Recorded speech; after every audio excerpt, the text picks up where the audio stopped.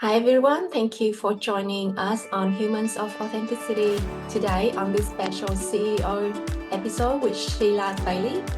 She is the current Executive Director at the Virginia Council of Administrators of Special Education. She is a fellow Dove Scholar with me on the class of 2023 and 25. She has a wealth of knowledge and experience, and I really look forward to the conversation today. Hi Sheila. Thank you again for making yourself available and joining us. Would you like to introduce yourself to our listener first? Hi, I'm Sheila Bailey, and I am a Virginia resident, and I am the current executive director of Virginia Case. I am a mother, a grandmother, a sister, and I enjoy everything that I do. I have wonderful friends and relatives in my life. Every time I meet wonderful people like V, and my fellow Delp scholars, I get really excited. Thank you for the opportunity. I really like the fact that you talk about your work a tiny bit and then you right away show us who you are as a mother, grandmother, and sister. Could you share three things that you love about yourself? I love that I had wonderful models as I was growing up for values that I try to embrace now. I grew up in a very small town in a small community. I'm old enough to have to remember integration, and I was part of that. And that shaped who I was. I was blessed with parents and a small community that really embraced me and molded me and shaped me. When I did leave home to go to college, Virginia State University, yay Trojans, I found another avenue for growth and expansion, acceptance, and just really feeling good about what I was prepared to contribute to the world. And that has all woven me into the person that I am today. Also, I can grow professionally and I can be that person that people do like to be around. I have had the privilege of being a mentor to a lot of young professionals because I had great mentors that showed me the way, and not just people who said, "Oh, great job, Sheila. Keep up the great work." No, these were people who sometimes sat me down and had some tough conversations with me, and I had to learn to accept others. So I think that is the appreciation piece. I never want to paint a picture that I was created and the work I do was created in this silo and yay me. No, I am the product of a lot of input, prayers, blessings, and people that have stood behind me. Thank you for that. You've had some great mentors in your career so far. Can you describe how a great mentor relationship look like? Well, one of the first things is that, yes, you want to hear the atta girl or atta boy or whatever. You want to hear that. But I think you could have done this a little bit better. If you're going to mentor others, you also have to be willing to have great mentors throughout your life and not just feel like, oh, I've reached, I'm there. But no, you have to continue to have people who get behind you and mentor you. I'll give you one really specific example. When COVID started and it threw all of us, we felt like not just the physical aspect of the illness or the pandemic, but also the emotional and the mental strain of the pandemic. And I was at that time the executive director of our organization. One of our sustainers is our conferences, and that got shut down. So we had to pivot. We knew our membership needed things. They needed help. They needed to talk. They needed to hear people. So this was early into 2020, and we had to make some decisions. We decided to go with a virtual conference, and there was not a lot of understanding at that time exactly what that should look like. People had done some of it. I had done none of it, not any, zero. And I was so overwhelmed and terrified. And we selected a platform. In my business, you have to worry about security. I had no idea what to do. And my friend Brian sat me down. I was practically in tears, and he's my rock. We've been together a long time. And he said, we're going to do this. Pull it up. Let's look at it. We're going to figure it out. And I was like, I can't do it. I can't do it. And he wouldn't let me stay in that place. He would not. He just said, nope, we're doing this. We're getting it done. And a week later, it happened. It wasn't perfect. There were a couple of bumps, but we got it done. So I think no matter where you are, what stage you are, and I tease him all the time because sometimes people say, well, you got a Brian.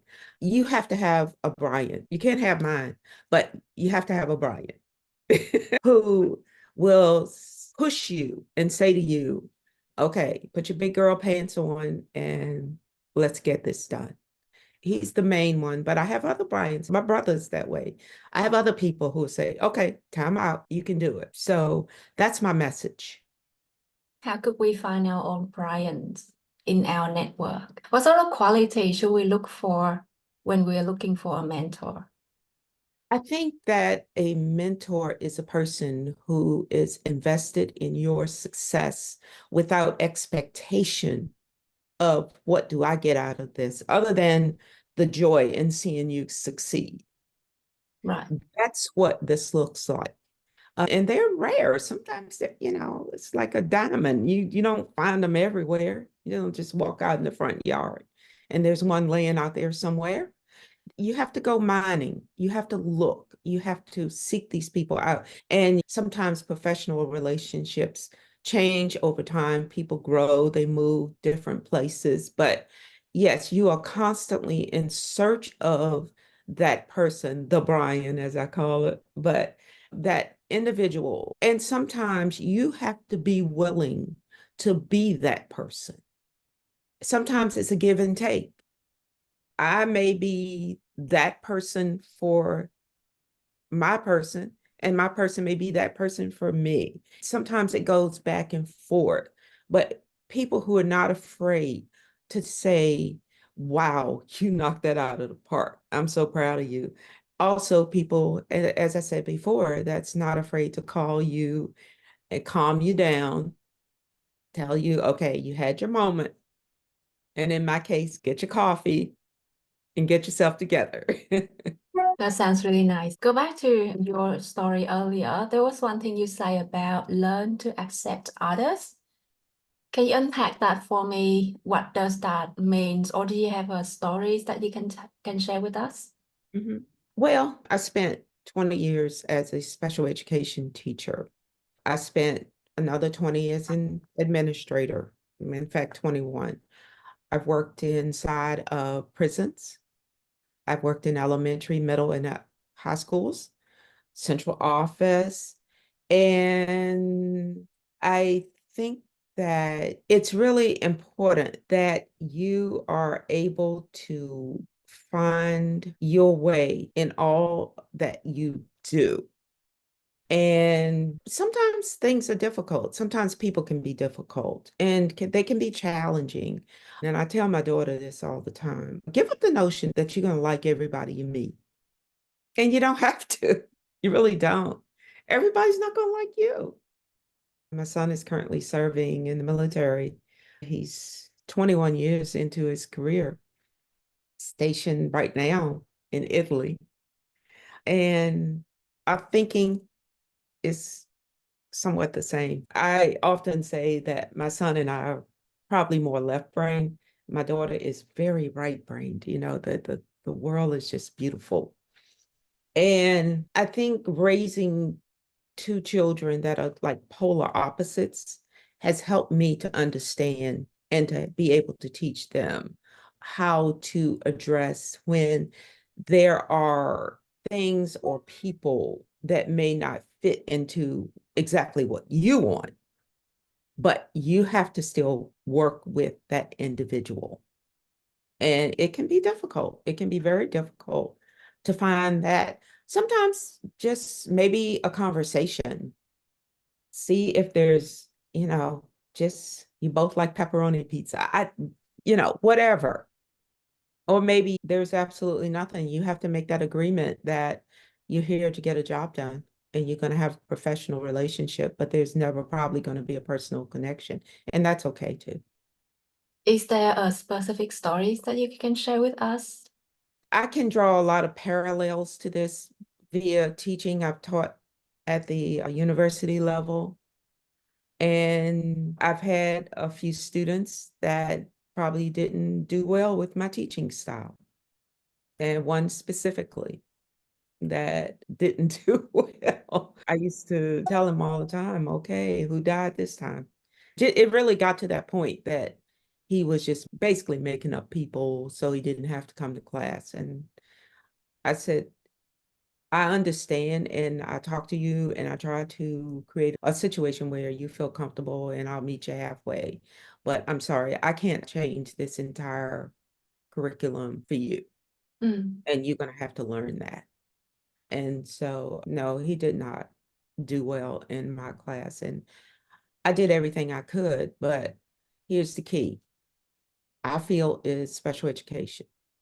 And had I made too many compromises and changes for one individual, I would have done him a disservice because he would not have been successful because we are very litigated. We are very much driven by the law. And there's not a lot of gray areas. So if I had allowed too many gray areas in there, then success would not have been in the future for him as far as what I was showing him. Well, the thing about learning to accept each other and all of us, I think that's underlying compassion and empathy and all of that emotion that related to relationship building. I have two minds on this. If our core values somewhat similar, of course, it's incredibly easier for us to connect and to work with each other. Mhm. We know that life's not as easy as that. Like you say, we have to accept that not everyone's going to like us, but how can we collaborate with someone who we cannot get that personal rapport with? That's what I'm trying to get to. And what Okay. I'm hearing from your story is accepting that we're not going to have a personal relationship with them, Mhm. stick to the professional level, and get the job done. Mhm. And that can be difficult. It's not a one conversation and we're done. Mm. And we'll keep trying. And there may be a time where through that agreement that you're just going to get the job done, you may find that a relationship starts to grow. So you never give up hope that that relationship could grow. However, it depends on your field. As I said, my field, the children must come first. And so yes, there will be time that you have to tell people that personally, we may not be besties. Professionally, we have to get this done in a way that is very beneficial to the people we are charged to take care of. That's really true. Thank you for sharing that. Let's move to the second part of the episode. I'd like to unpack the keyword with you. Mhm. So I provided you with a list of 12 keywords to choose from. Which word did you select? Creativity. So why does this word stand out for you in a list of 12? There were many words that probably stood out, and I could connect. You stay in this world long enough, you get to connect with a lot of things. But at this stage, I felt like that word jumped out at me because the world is changing very rapidly. It has always changed. I think about how I grew up and where I grew up and the things that I became, that I was accustomed to. And so, yes, there are significant changes. But with technology and the progress that we see in the world today, we see changes occurring much more rapidly. And if you are going to be a contributing person, if you're going to remain at that place, then you have to be creative in your thinking. I did not grow up with a cell phone in my hand. In my office right now, I have a cell phone. I have two printers, the laptop, the desktop. There's just lots of stuff going in, all kinds of drives hooked up. I did not grow up with that. So I had to be creative within myself to make sure that I stayed current with what was going on. Like the story I told you about moving into a virtual platform, I was not prepared for that. There were no courses that I took in any of my programs that prepared me for that. So I had to be creative in my thinking and open in my thinking and looking at new ways and different ways to do things to continue to support the membership in the organization, to continue to be a part of the world. I'm intrigued in that example you bring up twice, the process of changing your team from in person to working from home during COVID. Can you describe your thought process at the time and your approach to solve the problem for you at the time for me? Okay. I look at it now in hindsight as I reflect, because you have Yeah. to be reflective in order to grow, Yes. and that supports creativity. Let's start with terror, utter terror, because the last thing you want to do is to look totally, completely incompetent in front of your peers and the membership. And if I remember the number of people that signed up correctly, it was about 300 people that were staring at me Wow. through computer. I don't mean literally, but they knew I was the person that was trying to get this all together. And the exec committee, at that time, they were very supportive. They were right there every step of the way. But yeah, it started with Tara. And I'm like, did I really come this far in my career to end up humiliated and flat on my face? So once you get through the terror, and I do credit my friend Brian with a lot of that, then you move on into a stage of get her done. You got to get her done. You remember the comedian, that was his thing, get her done. And then you just start planning, planning, planning, planning. Okay. And then you look at the what ifs. What if this goes wrong? What if that goes wrong? I don't live in a big city. I live in a rural area. And what if the internet goes down? I mean, everything was running off of in this office, what you see all around me at my house. And it was challenging, but I've got to get through this. I've got to get through this. I've got to get her done. And then you plan, plan, plan. I am a huge planner. My daughter teases me all the time because this is what I do.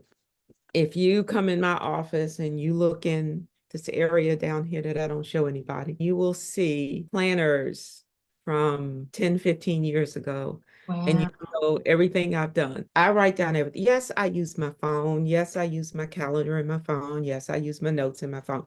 But I feel so much better having this. This is it.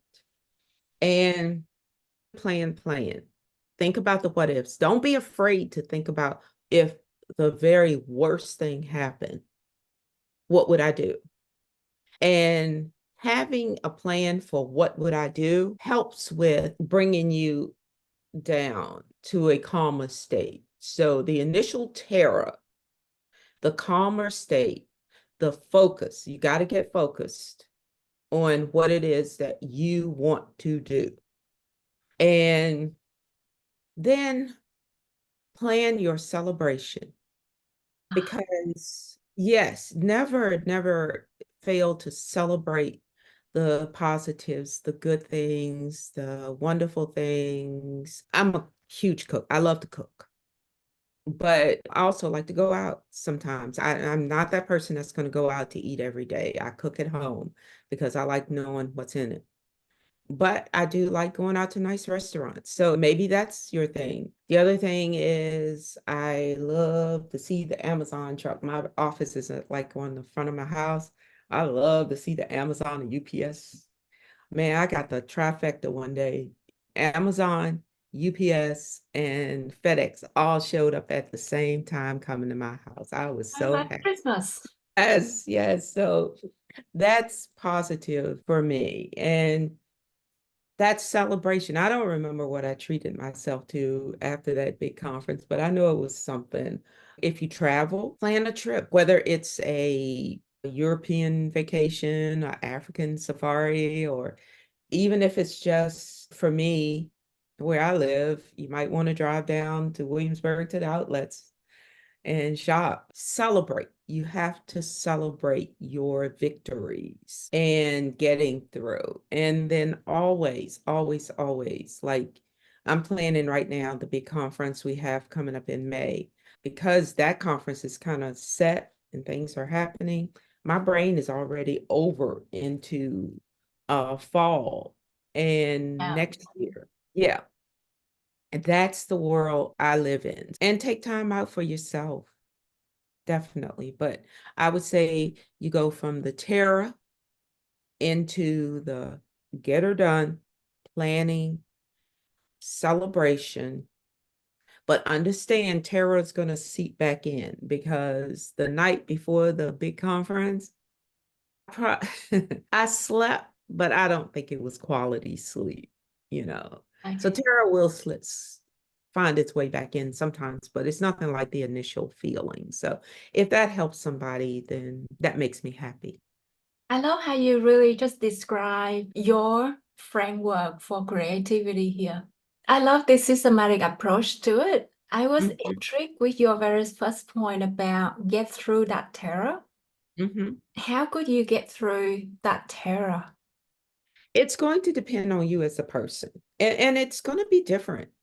You know, the terror that I felt, the anxiety with that particular situation was different from something else that had made me really anxious. And I'll dip a little personal right now too, because it may help somebody.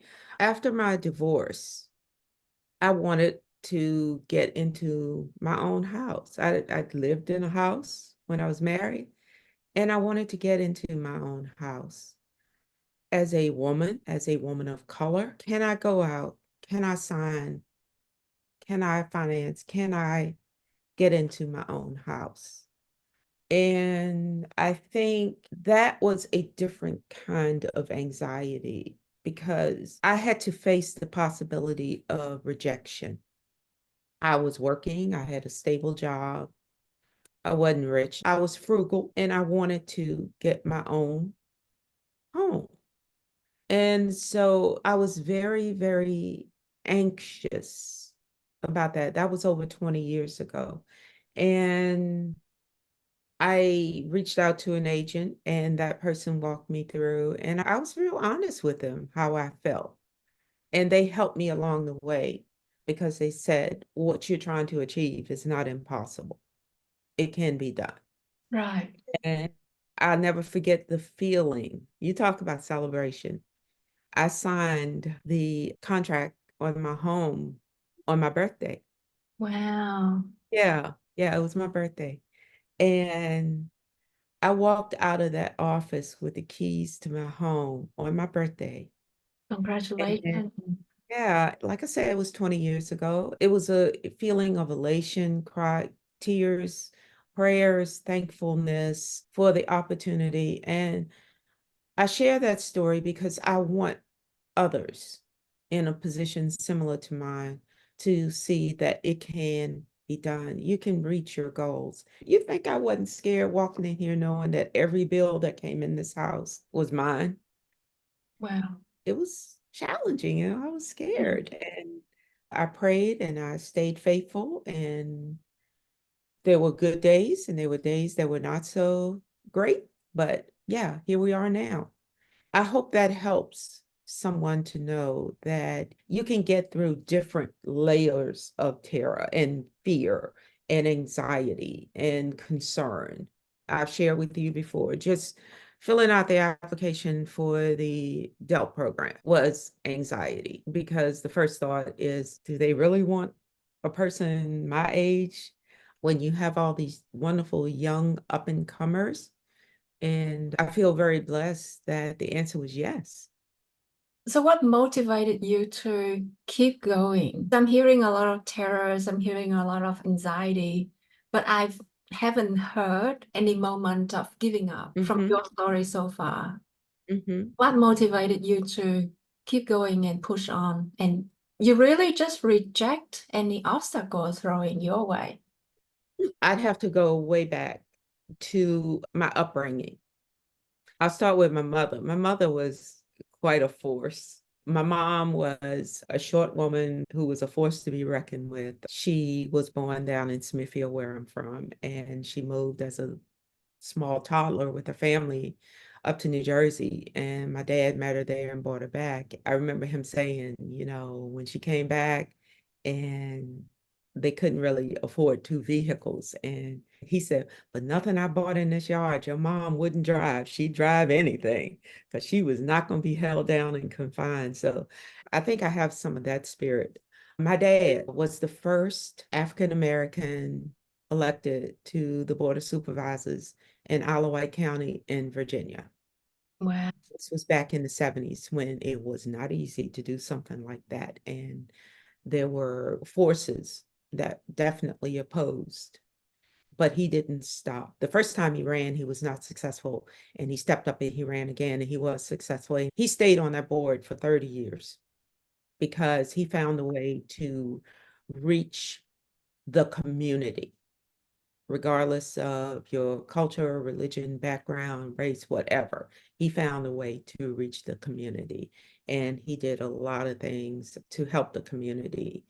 And even today, people will step up. And he's been gone now for about 8 years. He lived to almost 91. And people will still come to my brother and I and tell us stories. Well, your dad did this. And we're like, really? He never talked about that. He helped me in this way. And so I think those were the inspirations, that can do spirit, the I can make it happen. And there were many others in the community. I saw families, mothers and fathers that worked hard to support their children. I saw single mothers that worked hard. I saw single fathers. The church was the hub of the community. Everybody got together at church for one reason or the other. So that's the community that's inspired me. And when integration came, I will tell you, it was tough. It was tough. It was tough. And then going on to college and getting a renewed sense of self. And eventually, I remember I told my mom and dad, I said, you know what? I grew up not too far away from the College of William and Mary. And I told them, I said, one day I'm going to go there. And they said, okay, if you want to. So when I finished up my bachelor's and master's at Virginia State University, a wonderful HBCU, at that time, they did not have a doctoral program. Right. So I said, if I want one, I'm going to have to go somewhere else. And I decided that, hey, why not apply to William and Mary? And their acceptance rate is kind of low. But anyway, long story short, I did get in. And my mother, who in 94 passed from breast cancer. Sorry And to hear that. yeah, I received my acceptance into William and Mary, I think maybe a couple of weeks before she passed away. And so she was able to see the acceptance letter. She passed December 1 of 94, and I started the program in January of 95.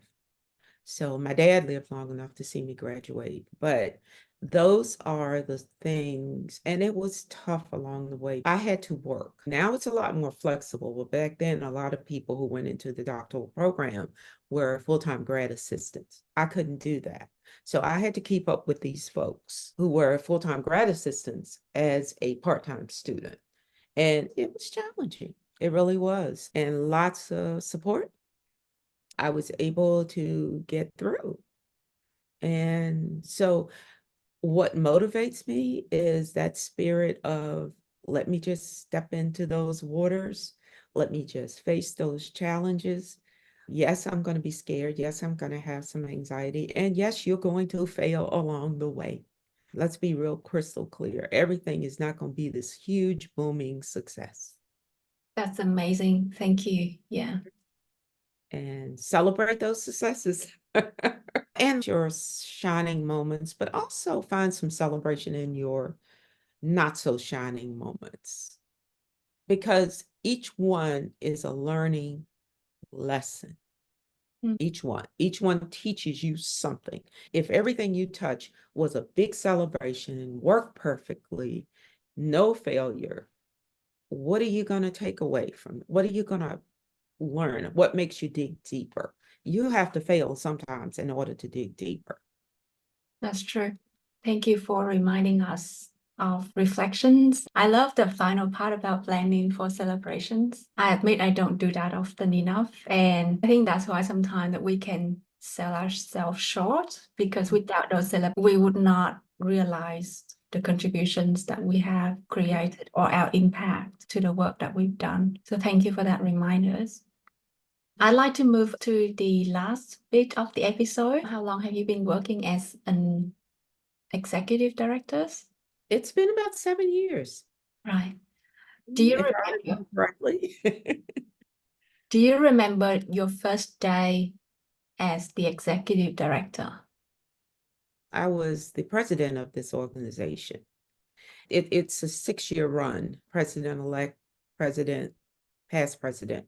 When I finish up the past presidency, the current executive director said, I think I'm going to go ahead and retire and do other things. And so I felt like she had kind of prepared me along the way because she knew this, and she felt like this might be something that I would be interested in.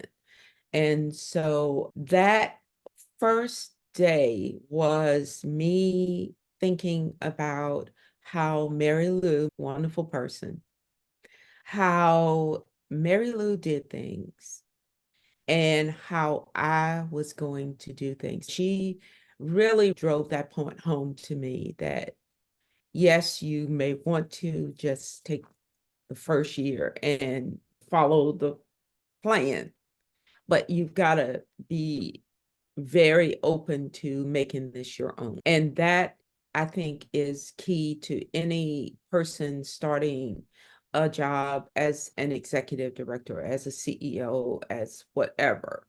You take that time. Take that time. Don't walk in unless the board has charged you with that. There are some boards that may tell you, I need you to walk in the door and turn the ship around. And that changes the scenario. But that was not my situation. The ship was going well. So I took that first year to kind of breathe, to get used to the back end of things. What you see in an organization as a member is not what goes on behind the scenes. And it takes a minute to really get yourself to the point where you understand fully what the treasurer does, what the secretary does, what the president's role, even though I've been the president, things change. You get different people in that role, and you have to be prepared to work with different people and different ideology. The nature of our field, special education, means that the law is a big piece of what we do. Litigation is there. And we have to be prepared to work with people who won't see things the same way that we see them. So that, I think, was the key in helping me get through. Was I was not brought into this as a change agent. I was brought in as a sustainer who was prepared for the changes that would inevitably show up on my doorstep. What motivated you to take on that role initially? The love of the organization. That's a quick, easy answer. I'm very devoted to the work that gets done at the state level. I also belong to the national organizations. I've served on boards and committees with national case, and international CEC. And I still serve on committees within those organizations. I love this work. This work is very important. My sister was a person with a lifelong intellectual disability. And it was always important to me to remember the look on my mother's face when she came home from her first IEP meeting. My sister had been found eligible to receive services. It was no surprise to us. I mean, we knew she had an intellectual disability, but just the look on my mom walked in the door and started to cry after that first. They hadn't been mean to her or beat her up or anything. It's just, I think she heard it said out loud for the first time. And that is burned into my memory.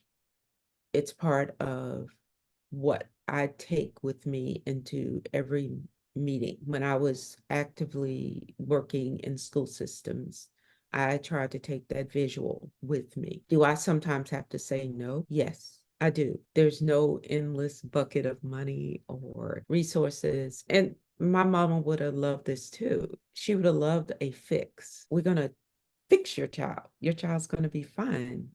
That is not the reality in most cases. So I try to take that perspective and live by that. Thank you for that. I can see a lot of emotional connections you have between your stories and the organizations you are with. If there is one value that you see, you find yourself aligned with that organizations, what would that be? Oh, I have to think. That question could get really broad, and I'm going to try to narrow it. I think, oh, wow. Service in all aspects of service is one that those of us who are really dedicated and committed to this field, we're servers, we're service providers, no matter what level you find yourself at, whether it is entry level or teacher assistant, principal, or central office, whatever it is service. We serve the public, we serve people, we serve families, and that carries over very much into my personal life, my faith. It's all about service. Thank you for that. If there is one common element that contribute to your value or your style as an executive director, what would that be? Hmm. I think I would say love of, and I know that's not a word, that's more of a little phrase, but love of. Can you elaborate that or give me a story? Love of, I think that's my little tricky way of giving myself a wide berth with this. Love of people, love of the organization, love of the future, love of the community. When you have that love of, and I don't want to make it sound like, oh, I love everything and everybody, but just being love of seeing things work out well. I get really disturbed when I see people get themselves into positions for reasons other than devotion and commitment to it. I mean, don't get me wrong. I know everybody has to pay their mortgage, their utilities, put food on the table. But there has to be no more miserable soul in this world than one who has to do a job that they truly can't stand. No real commitment to it, no real connection. I love the fact that I am committed, connected to what I do. I love that. It's connecting the dots on different stories and different examples that you shared earlier. Thank you. So thinking about the organization you are with right now, what legacy you'd like to leave at this organization? I would like to leave a legacy in this organization that would show any future person, prospective person, that you can step into a situation where you may not necessarily have all the answers, know all the right words, make mistakes, not be on time with every single thing, having to go back and fix certain things. The legacy I would like to leave is just don't give up. This organization is too valuable. The mission is too important. The future of these children and their families is critical to everyone's survival. when one child does well, it trickles down. I made a statement a little while ago with my mom and my sister in that, yes, my mom would have loved a fix, but we have advanced so much. Look at all the changes that have come about. People with disabilities now can do amazing things. They can do wonderful things. And they are no longer confined to a home or confined to an institution. They can go out, they can have a very rich, fulfilling life. That's why I do what I do. Every time I get the privilege or the honor to see a person who had lots of obstacles, lots of challenges, get to do something that they want to do and do it well and enjoy their life and deal with the ups and downs of life, then it makes all of this worth it. So that's the legacy. That's what I want to say to people. If you look at me, look at a person who didn't necessarily fit the mold of what you thought an executive director would look like or be like. But nonetheless, here I am. And you can do the same thing if that's your goal. Somebody's going to step into what I do when I move on. I'm open and I'm excited. I appreciate that part. When I use the word legacy, it seems very futuristic. Thinking about the coming 12 months, what would you do to start realizing this legacy of yours?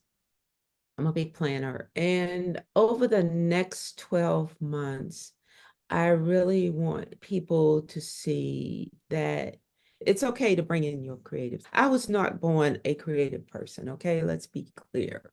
I've had to learn creativity. I remember in elementary school, my drawings and crayon colorings. One time I did something, I think it came in like third place or something, but learn to embrace that side and create that legacy of trying to make your contributions important to the forward movement.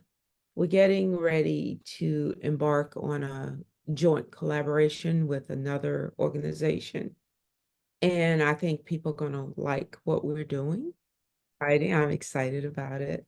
So collaborating and thinking of ways to keep what we do and relevant and meaningful.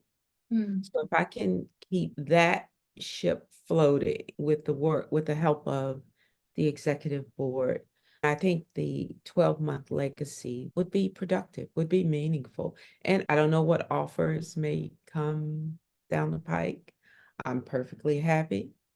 I've not filled out a job application. And that's a good place to be in. When I was much younger, I would think about applying here, applying there, but the stage I'm at, who knows? When we talk about the work that you do in your organization, I can see a lot of passions and emotional connection in there. And I really appreciate you sharing that emotion with us. The last question, if you were going on a dream vacation tomorrow, what is the one item you are going to take with you? You know, I would say something like a beautiful outfit or something like that. But those people that really know me know I'm lying. What's the one thing? My What's the one laptop. thing? I don't go anywhere. You're going on vacation. What I would you use your know I laptop am for? horrible. I don't know how to turn it off. Oh, To take me somewhere without my laptop creates anxiety. I like being available to people, to the members and to the board. That's probably going to be the hardest part of full retirement is letting go of this. So yes, the one thing would have to be my laptop. And even though it's your dream vacation? even though it's my dream vacation, and I'm not going to spend the whole time with it, but when I get back at night before I rest or in the morning when I first get up, I gotta take a look and make sure all is well in my world. So I yeah, appreciate that's that. always be a work in progress. I think we all are work in progress one way. Yes, I really I'm a appreciate work in progress. And I mean, it's really speak volumes about your dedications and connection to the organizations. Thank you for sharing that. This is the end of the episode. Thank you again, Sheila, for your time and sharing your story with us. I hope you had fun. Oh, it was. It was amazing. Thank you for inviting me and the time we have spent together. This has been amazing. I'm very, very thankful.